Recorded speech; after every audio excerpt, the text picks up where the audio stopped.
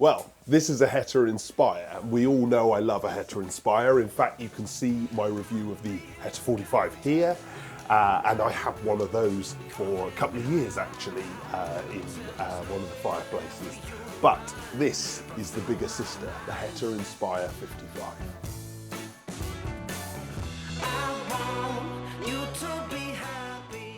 They make this stove in three sizes, the 40, 45 and this, the 55. They also make all three options in with a log store version as well, and you can get it at no cost option in this black or an optional grey.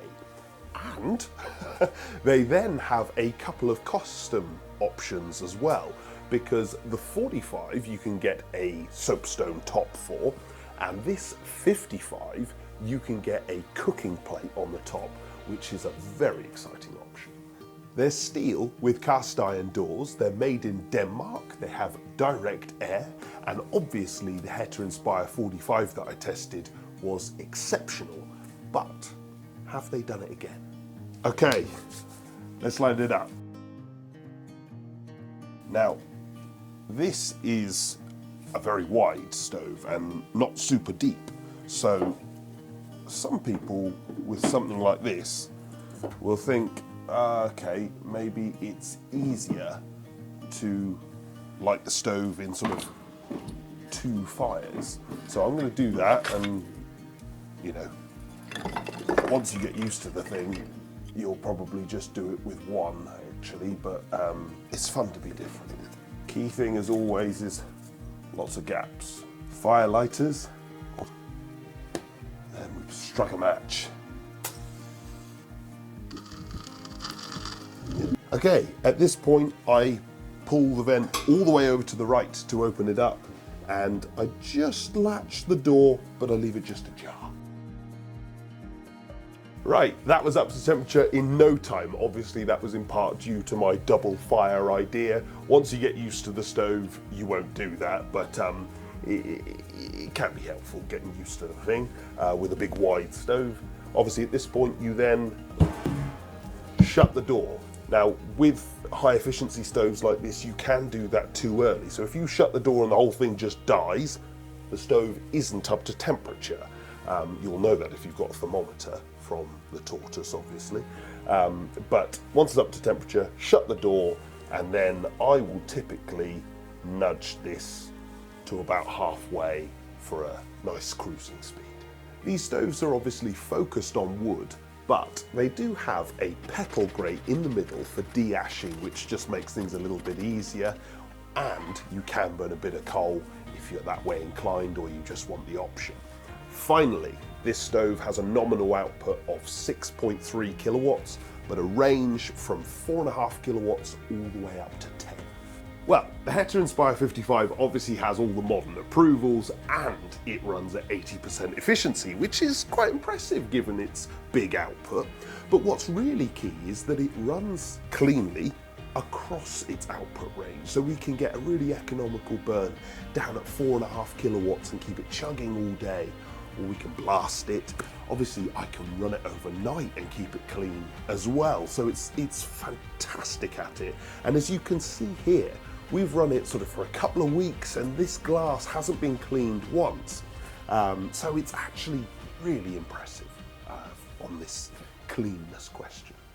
Okay, well, controls. The first question when you've got a big wide stove like this is, am I going to get spillage? Now we've got lots of flame, lots of stuff in here, and I'm not making it easy for this stove. This stove is fitted on a 5-inch flue, and it's a big stove, and so we're genuinely not making it easier. It will have less spillage issues on a 6-inch flue.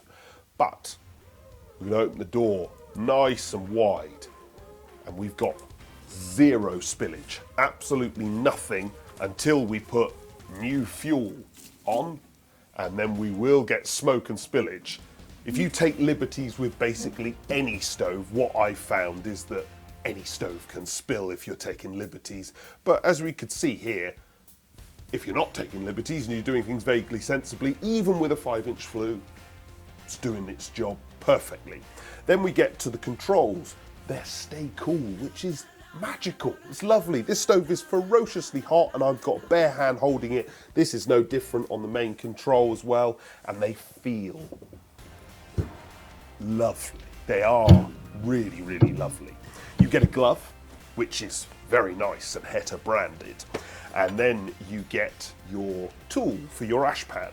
Now, the ash question mark is a big one really, because I find that obviously if you're burning coal-based fuel, you want to shake your ash down and clear it all. But I generally find that when I'm emptying it, I don't want to shake the ash down because it takes too long and I've got to move everything into the middle. So I buy from the Tortoise, obviously, an ash brush. And as you can see here, it works really effectively. This also prevents the issue of ash falling in behind the ash pan, which can mean the ash pan creeps out a little bit and you can't shut the door. Now that only happens, you know, we all know why that happens now, so you can avoid it. But yes, I find that mostly I want to leave the ash to build up because wood burning is benefited by that. I'm only emptying the ash if I'm burning smokeless fuel, so it's sort of a non-issue, and I quite like the convenience of it being there. The final question is the control. Now, obviously, Heta is famous here. It's not just because they make stoves very precisely so that they shut down, it's how they manage the air. Look at the other reviews on Heta stoves. They have got air management down very, very well, and this stove is no exception. We can create stunning flames. We can cut it right down. We can feather it back. We can create mesmerizing pictures, and yeah, I mean, control, it's got to be, well, I mean, it can't be 10, the ash pan is not perfect, it's got to be a 9 though.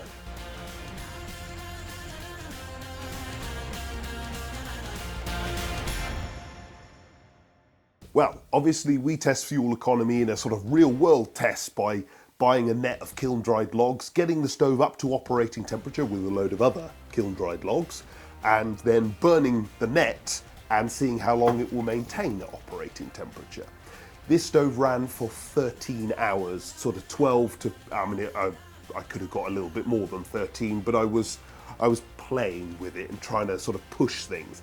This thing is ever so accurate, so pinpointing it on sort of, you know, right at the base of operating temperature is really possible. The stove is fantastically controllable and fantastically economic and easy to run overnight as well. This stove has a 6.3 kilowatt output, and so it's just above this threshold for air ventilation, but it does have direct air ventilation, to be fair. It's also got that ash pan question mark, which will stumble more sort of multi-fuel users, but I think genuinely if you're burning mainly wood, it doesn't actually hinder you at all. I think the buyer for this stove, to be fair, is focused on wood burning. They're prioritising fuel economy, controllability, ease of use as well. Now, this stove does need some skill in lighting, particularly when you're learning, and it does need some dry fuel.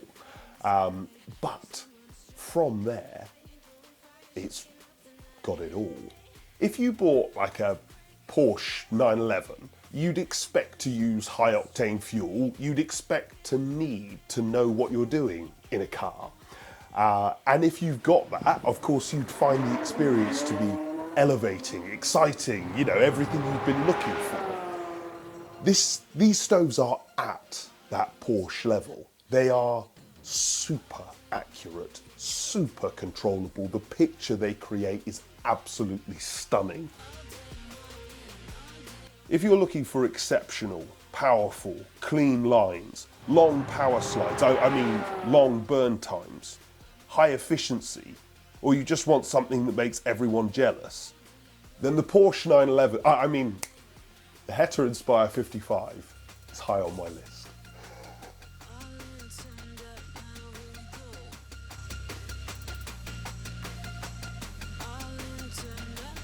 Here we go.